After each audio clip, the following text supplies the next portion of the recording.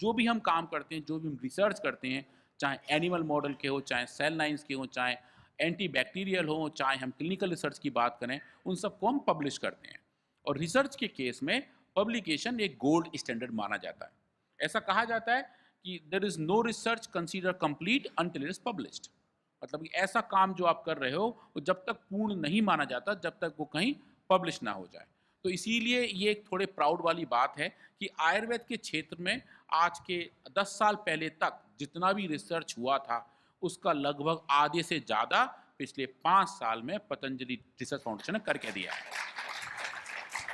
आप किसी भी औषधि के बारे में गूगल सर्च करेंगे, आप चाहें तो अभी अपने फ़ोन पे कर भी सकते हैं, अगर स्वामी जी अलाउ करें तो आपको पहला हिट जो मिलेगा, वो पतंजलि रिसर्च फाउंडेशन का रिसर्च पेपर ही मिलेगा। वो क्यों मिलेगा? क्योंकि हम सब पे कॉम्बिनेशन पे काम कर रहे होते हैं और कुछ आप फ़ोटो यहाँ देख रहे हैं। आप चाहिए तो अपने फ़ोन निकाल के गूगल में सर्च कीजिए लिवोग्रिड रिसर्च और देखिए खट, खट, खट, खट 4-5 आपको पेपर दिखाई देंगे, जो अलग-अलग डिज़ीज़ मॉडल के बारे में बताएँगे कि लिवोग्रिड उसमें कैसे काम करता है। और वो जो फाइंडिंग्स हैं, वो इंटरनेशनली एक्सेप्टेड हैं, क्योंकि वो ये जो जर्नल्स हैं जहाँ हम पब्लिश करते हैं, ये हाई इम्पैक्ट फैक्टर के इंटरनेशनल पीयर रिव्यूड जर्नल्स होते हैं, जो जर्नली मेडिसिनल साइंस के बारे में पब्लिश करते हैं, अब वो आयुर्वेद को भी पब्लिश करना शुरू कर रहे हैं। और ये बहुत ही गर्व की और बहुत ही खुशी की और बहुत ही अच्छी वाली फीलिंग है कि जो आउटकम है वो वहाँ पहुँच रहा है जहाँ इसको पहुँचना चाहिए। तो अभी आप जो स्क्रीन पर देख रहे हैं, ये कैंसर बायोलॉजी का एक बड़ा पब्लिकेशन है। तो हमने बताया है कि काकड़ा सिंगी के एक प्लांट, जो एक प्लांट है उसके अंदर कौन सा ऐसा कंपोनेंट है जिसकी एक्टिविटी एंटी कैंसर के तौर पे काम करती है।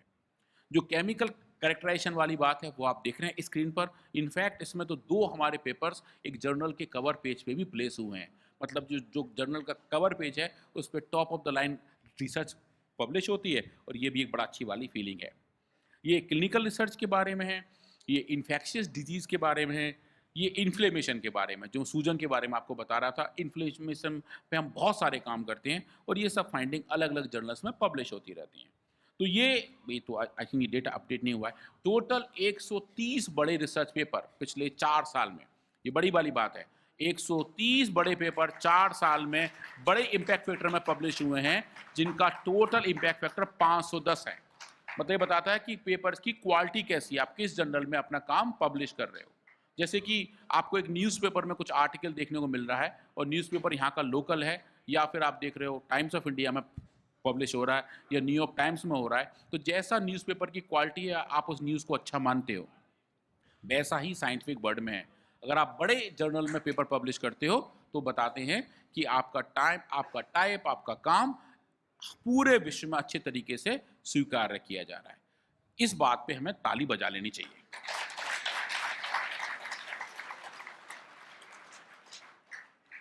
अब आप कुछ लोग सोच रहे होंगे कि शुरू में बता रहे थे reverse is the new way forward, वो वाली बात कहाँ गई?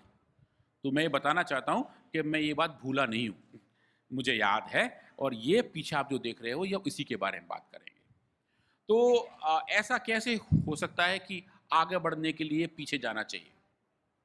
इसका एक बहुत छोटा और अच्छा एग्ज़ाम्पल है टाइगर, चीता। आपने उसको जंप लगाते हुए देखा है? जब वो कूद रहा होता है ना आगे, तो अपने दोनों पैर ज़मीन पे अटका के पूरे शरीर को पीछे खींचता है। एक तीर की तरह पीछे तानता है और जब वो छोड़ता है तो उसकी छलांग बहुत लंबी होती है। और दूसरा होता है आपका तीर कमान। जितना आप तीर अटकाते हैं, पीछे खींचते हैं, उतना दूर आपका तीर जाता है। तो पीछे जाना कभी-कभी अच्छा भी माना जाता है। आज पीछे जाने के बारे में हम सोचेंगे, देखेंगे कि कैसे हम प्राचीन विज्ञान को इस्तेमाल करके एक नई दवाई के बारे में बात कर सकते हैं। अब नई दवाई का मतलब क्या हुआ कि अगर आप बात करें अंग्रेजी दवाइयों की, सिंथेटिक मेडिसिन्स की, उनको नई दवाइयों को बनाना एक बड़ा चैलेंज वाला काम होता है। लगभग उस पूरे काम में 10 साल लग जाते हैं एक दवाई को नई केमिस्ट्री से लेके मार्केट तक लाने में। और खर्चा कितना आता है? $10 बिलियन। और फिर भी गारंटी नहीं होती कि वो दवाई आगे काम करेगी नहीं करेगी, करेगी तो उसके साइड इफ़ेक्ट कितने आएँगे, और लगभग हर दवाई के साइड इफ़ेक्ट, एडवर्स इफ़ेक्ट आते हैं। तो मतलब क्या हुआ कि जो तरीका है जिसे कन्वेंशनल पाथ कहते हैं, कि पहले एक मॉलिक्यूल बनाया जाता है जो केमिस्ट बनाते हैं, उसको चूहों में, माइस में टेस्ट किया जाता है और बाद में वो मैन तक जाता है। ये फॉरवर्ड पाथ है जो फार्मा इंडस्ट्री यूज़ करती है, 10 साल लगाती है और $10 बिलियन लगाते हैं और फिर भी फेल होते हैं। इसका बेटर तरीका क्या है? इसका बेटर तरीका है रिवर्स पाथ, पीछे जाने वाला। क्यों? क्योंकि हमारे पास अपनी जितनी प्राचीन दवाइयाँ हैं, इन सब का मैन में डेटा है। मतलब कि हम जानते हैं कि अगर हम तुलसी खा रहे हैं, हम गिलोय खा रहे हैं, हम नीम खा रहे हैं, तो हमें कैसे-कैसे, क्या-क्या फ़ायदा होगा। और वो जो फ़ायदा होगा, वो एक तरीके से क्लिनिकल डेटा का काम करता है। तो जो रिस्क, सबसे बड़ा रिस्क है कन्वेंशनल पाथ में, कि मैन में जाके दवाइयों का इफ़ेक्ट कैसे आएगा, उसका साइड इफ़ेक्ट क्या होगा, उसके बारे में हम पहले ही जानते हैं कि हमारी जो प्राचीन दवाइयाँ हैं, वो काम करती हैं। पर हमें लेकिन ये नहीं पता कि वो काम कैसे करती हैं। तो उस कैसे को पता करने के लिए आप मैन से वापस जाते हैं माइस में, माइस से जाते हैं मॉलिक्यूल में और पता कर लेते हैं कि दवा कैसे थी, क्या काम कर रही थी, कौन-सा टारगेट एंगेज कर रही थी और शरीर के अंदर उसके अच्छे इम्पैक्ट कैसे आ रहे थे। ऐसा करके आप जो काम 10 साल में हो रहा था, उसको 3 साल में पूरा कर लेते हैं और वो जो कर लेते हैं, फिर वो आपको एक अच्छा सक्सेस दिलाता है। तो ये पूरा पाथ, इसको कहा जाता है रिवर्स फार्माकोलॉजी। और पतंजलि रिसर्च फाउंडेशन पिछले 5-6 साल से रिवर्स फार्माकोलॉजी में बहुत तेजी से आगे बढ़ रहा है और दवाइयों के उस रूप के बारे में बात कर रहा है कि वो काम कैसे कर रही हैं, क्यों कर रही हैं, किस डोज पे कर रही हैं, किस डोज पे उनकी एफिकेसी है और किस डोज पे अगर साइड इफेक्ट है तो वो कितना आएगा। तो वो जो एक्सेप्टेबिलिटी है दवाइयों की, जो दवाइयों का काम करने के तरीके के साथ-साथ उनके लॉन्ग टर्म यूज़ की बात है, वो हम रिवर्स फार्माकोलॉजी के थ्रू पैदा कर लेते हैं।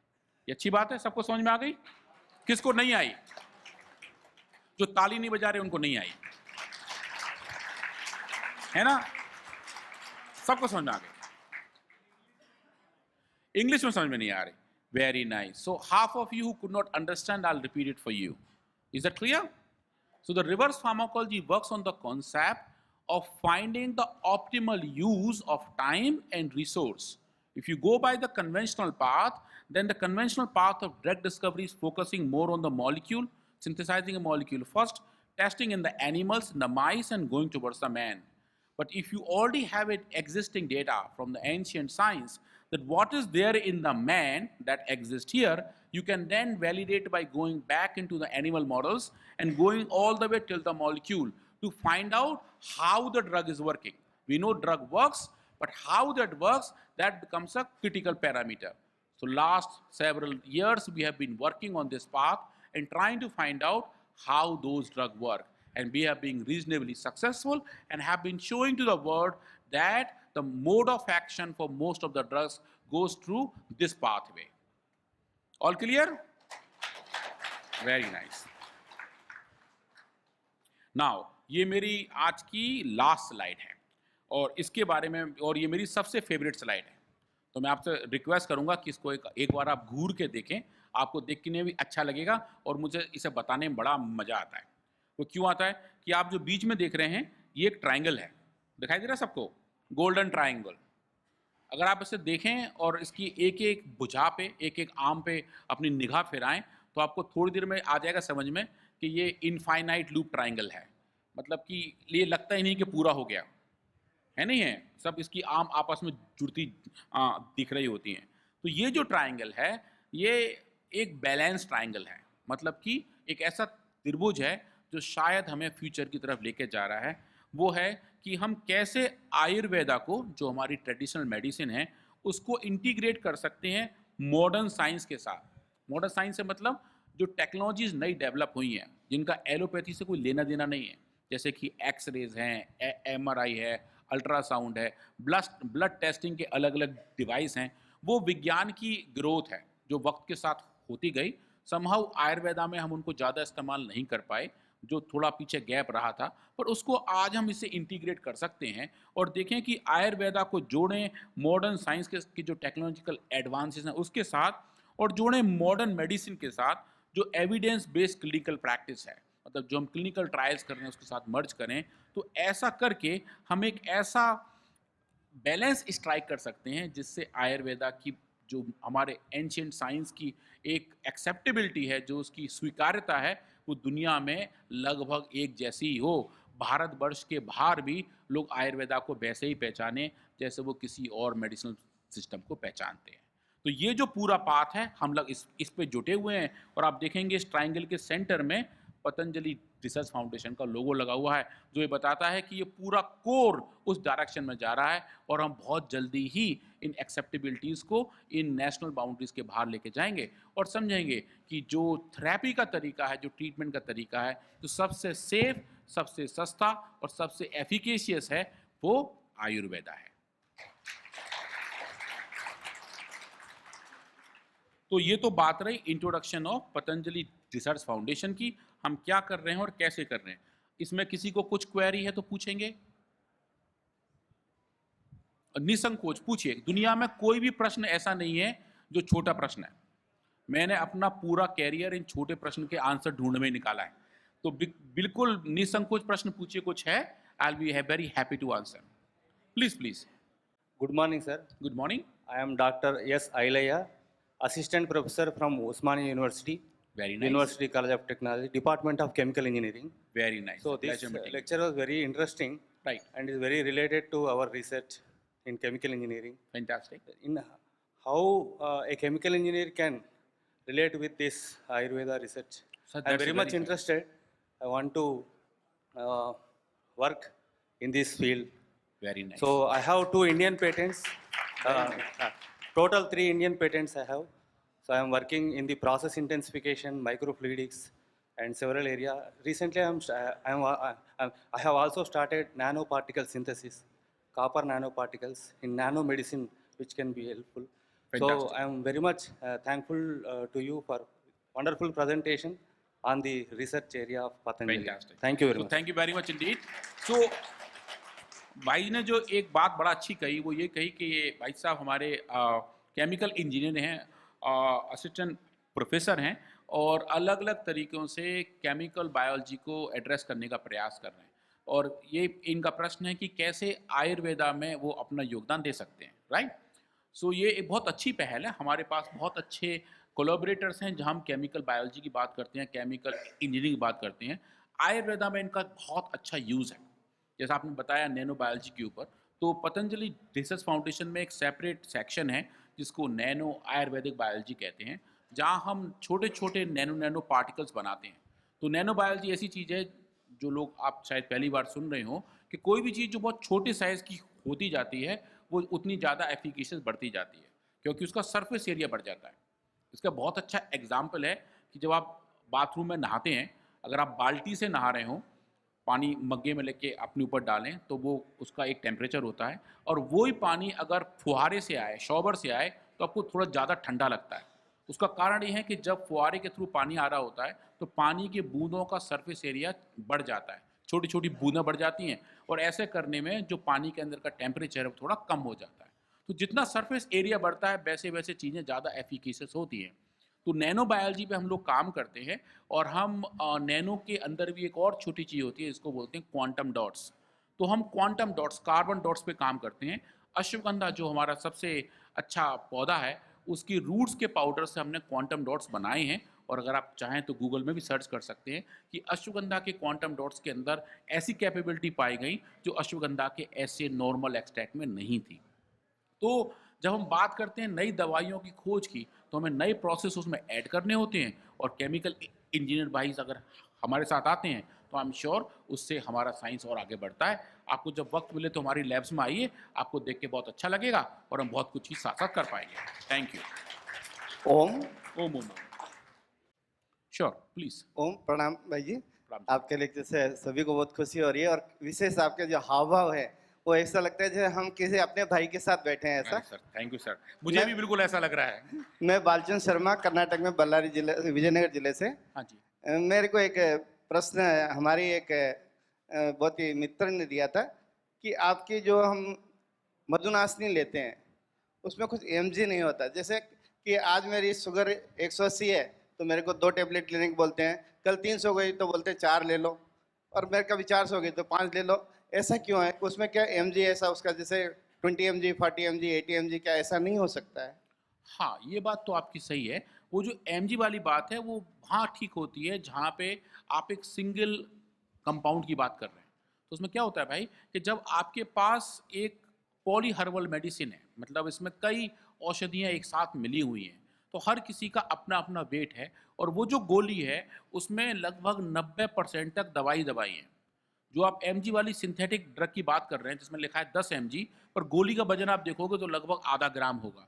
बाकी उसके अंदर फिलर्स हैं, तो वो उसके अंदर दवाई की मात्रा चेंज करके आपको हाई पोटेंसी की डोज देते हैं। आयुर्वेदा में आसान क्या है कि आप एक गोली की जगह 2 गोली खा सकते हैं, 2 की जगह 3 खा सकते हैं, ताकि जो कंटेंट हैं वो सही मात्रा में पहुँचें। पर लेकिन अगर आप सही योग करें और सही दवा टाइम पे खाते रहें और रोज़ खाते रहें, तो शायद दवा के डोज बढ़ाने की ज़रूरत नहीं पड़ती। अगर आप दवा मिस कर दें, जैसे आज दवा नहीं खाई, 2 दिन नहीं खाई, तीसरे दिन नापे, ओहो! अब हमारा शुगर 120 की जगह 130 हो गया, तो आप 2 गोली खा लें, तो वो ठीक नहीं है। क्योंकि ये समझिए जैसे आप खाना खाते हैं, आपको रोज़ एक टाइम पे 1 रोटी खानी है, 2 रोटी खानी है, या मेरे जैसे लोग हैं तो 2 जलेबी खानी है। तो अगर मैं 3 दिन तक नहीं खाऊँ, तो आई कांट डू कि लाओ चलो साहब अब 3 दिन बाद 6 गोली खा लेनी है।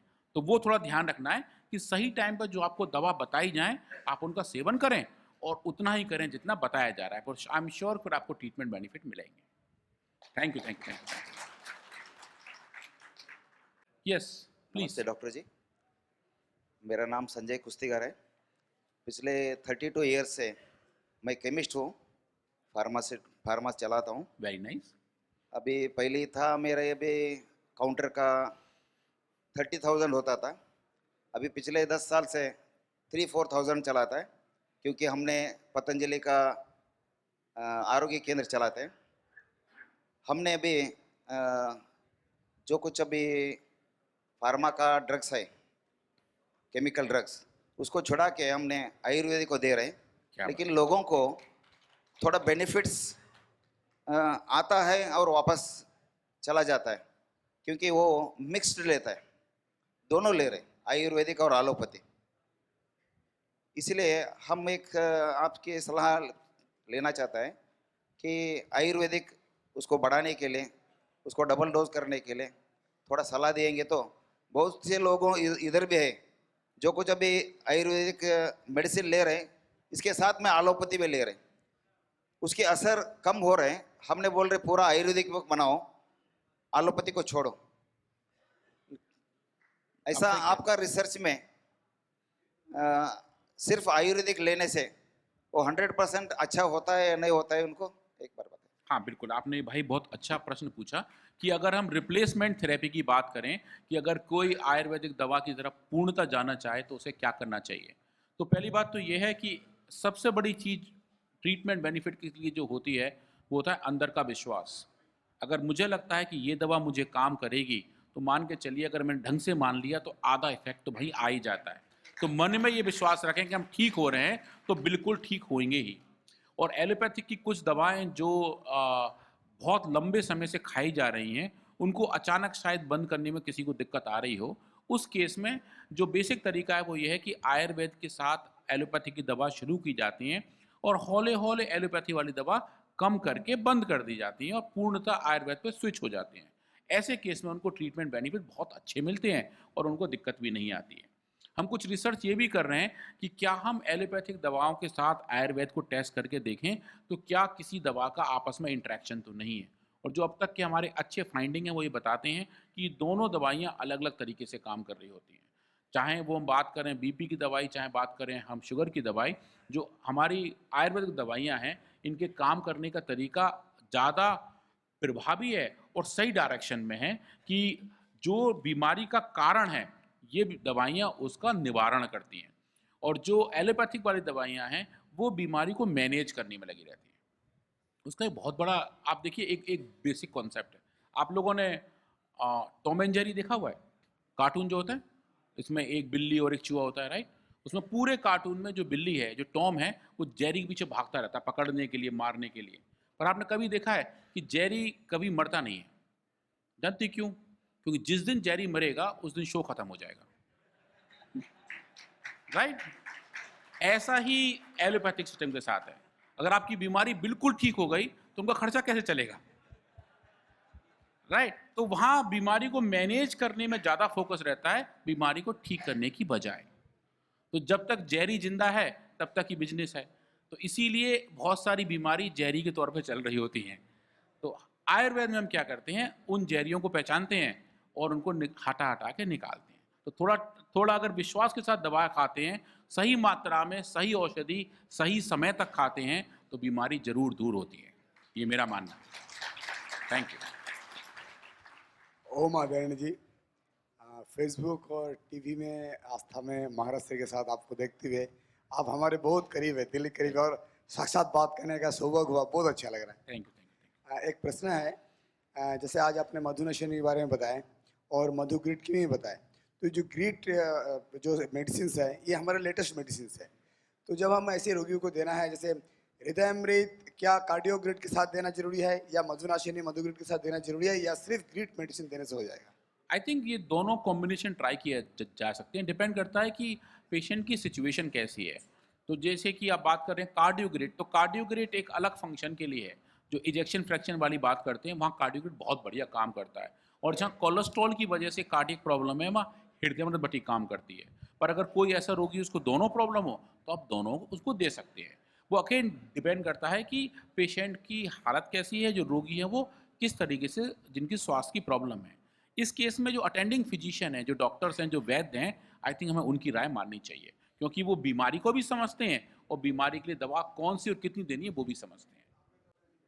अब आई थिंक अपनी तरफ से भी दे सकते हैं, जैसे स्वामी जी बताते हैं, पर अगर आपके पास वहाँ पतंजलि चिकित्सालय है, वहाँ हमारे सब अच्छे ट्रेंड वैद्य बैठे हैं, तो वो आपको अच्छे से गाइड कर पाएंगे।